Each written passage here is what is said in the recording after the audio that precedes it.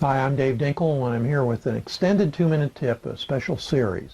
The question confronting a new investor was, should I tell my buyer how much I paid for the property? Read my lips. No! There's no reason he needs to know except to get you down in price. Some of the most powerful wholesalers sit back and wait for new investors to come to them knowing they have no buyers. And the first question out of their mouth is, I looked at the property. I'm interested. What did you pay for it? It doesn't matter what you paid. Your response should be, what price are you interested in it at? Are you willing to buy it at this price? No, I need to know what you paid for it. No, you don't. Go on to the next wholesaler. You can always sell to that guy. He's going to want you to make $1,500 or $2,000 or less in some cases because he wants to make the $30,000 or $40,000 that you could have and should have made. So do you have to tell your buyer what you made? Whoever your buyer is, whether it's another investor or a rehabber or anybody else, you do not need to tell them. Will they ever know? Yes, absolutely. Will they know at closing? If you do an assignment of contract, that means the end buyer steps into your shoes and closes on the A side directly, so it's an A to C closing. They both know. Your seller knows and your end buyer knows. Now, if you do a joint venture agreement, you will be paid on the HUD for your amount. Say it's $10,000 assignment, joint venture, $10,000, but your original seller will know how much you sold and your end buyer will know how much. Now let me give you a good example of something that happened a couple days ago. One of the students called me up and he said, I got this property under contract for $120. I looked at the pictures. Another investor came in, gutted the house, put in impact windows, new roof, all kinds of good stuff, ran out of money. So they sold it for well below what they had in it just to get out of it. It had open permits. That's okay. They advertised it through another wholesaler's list for $185. $120, $185. The other wholesaler comes back and says, I got it sold. But I got it sold for $197. My student said, I don't understand what happened here. And then he got the joint venture agreement and saw that $197 was split between 3 people, the original wholesaler and 2 other people. And he's saying, how do 3 people bring a buyer? They don't. What happened is the wholesaler added those 2 people in for whatever reason he wanted to bring them into it. But here's what happened. The price that's going to show in the public record as the sale price is going to be $197. And the purchase price is not going to be $120 anymore because I had them get a discount to $110. It's going to show $110.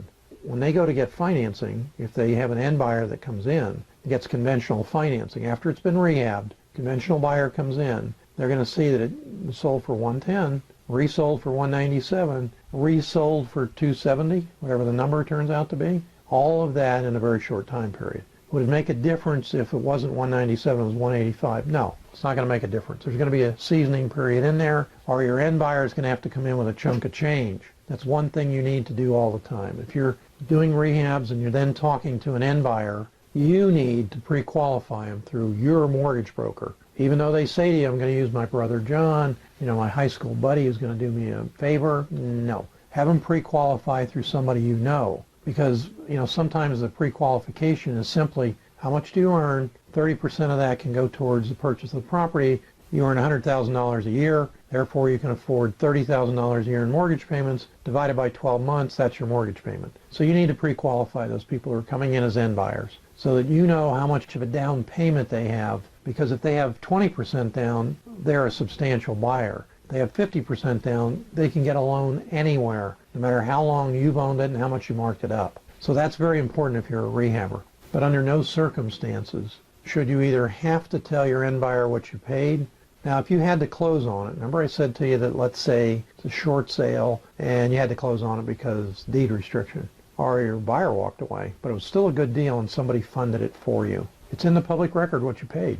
Now, almost every day I get somebody calling me and saying, I see in the public record it shows a $100 transfer or $10. I want that on my property so they can't tell what I paid for it. Well, if you're in Texas, it doesn't show what you paid for it. 10 other states do not show the purchase price. However, in most other states, all the other states, it does show the purchase price. In fact, when your buyer comes in, if he looks in the public record or looks on Zillow.com or Realtor.com, it shows what you paid for it. Does that mean he's not going to buy it? It has nothing to do with him buying it. If it does, he's not a buyer anyway. This is kind of important for a couple of reasons. Recently we had at our club meeting 3 women, powerful women in real estate investing. Actually Nancy was a fourth and she was a moderator. But one of the gals there was telling me a story, and her story starts out a few months ago. She came to me at a meeting and she said, I was referred to you by another of your students, and I have to tell you that I need to do this. I have to make this work. And I said, okay, I understand. She said, this money is very, very important to me. I don't have the money. I'm going to have to do this to get it and do that to get it. And I said, listen,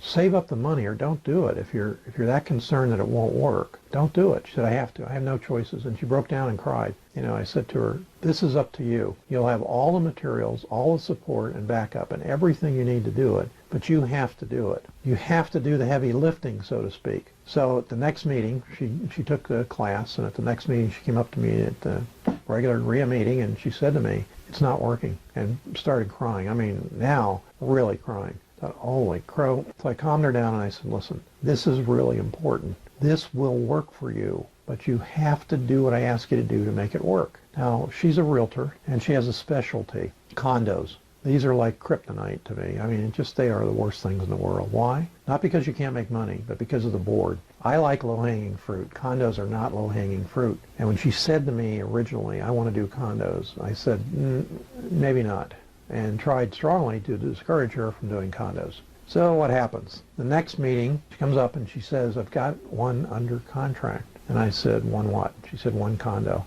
I thought, oh boy. And she told me the story on it. And very simply, it was lipstick on a pig. What she had to do is go in and, after the fact, she told me she spent $700 on paint and materials and whatever else to spiff it up, put it back on the market at what turned out to be a $40,000 profit. So she has an open house, and a lot of people came, all with realtors, either dragging the realtors or the realtors dragging them. They said to her, how much is it? And she said, it's this much money. And the realtors, a couple of them, became very vocal. I see that you paid this much and you're going to make $40,000 on the deal after closing costs. And they were crazy. I mean, they just went nuts. Why? They're jealous because they're typically used to making $2,500 or $3,000 on the same condo. And they just didn't think it was fair. Ironically, in that group of people, there's one guy who came in and said, I don't care what you make on it. I like it. You did a great job. I want to live here. And he paid full list price. What does that say to you? Don't invite realtors to an open house. Don't have an open house. Have a FSBO sale. FSBO power selling sale. But, there's the pettiness of some people that because they don't think they can do it or they don't do it, they don't think anybody else should. Why shouldn't you make $40,000? Because it's taking advantage of the buyer? No. Go buy another unit. The other units are more expensive. They're in worse shape. It's just not fair. It is fair. So get over this stuff of you're making too much money. If somebody asks you, it's none of their business. And you can say that to them.